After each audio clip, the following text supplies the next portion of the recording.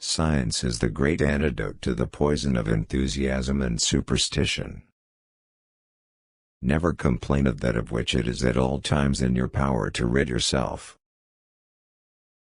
Mercy to the guilty is cruelty to the innocent.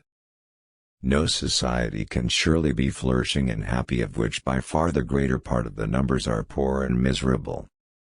It is not very unreasonable that the rich should contribute to the public expense, not only in proportion to their revenue, but something more than in that proportion. Virtue is more to be feared than vice, because its excesses are not subject to the regulation of conscience. Wherever there is great property, there is great inequality. All for ourselves, and nothing for other people, seems, in every age of the world, to have been the vile maxim of the masters of mankind. Man is an animal that makes bargains, no other animal does this, no dog exchanges bones with another. Problems worthy of attacks, prove their worth by hitting back.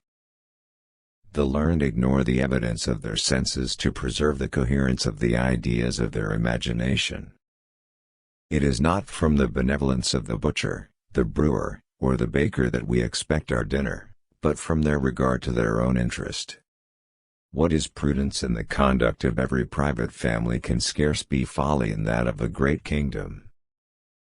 The subjects of every state ought to contribute towards the support of the government, as nearly as possible, in proportion to their respective abilities. There is no art which one government sooner learns of another than that of draining money from the pockets of the people.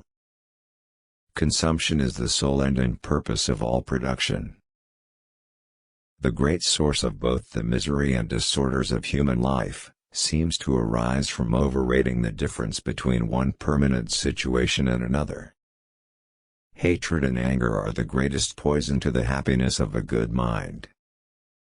Virtue is excellence, something uncommonly great and beautiful, which rises far above what is vulgar and ordinary. The furious behavior of an angry man is more likely to exasperate us against himself than against his enemies.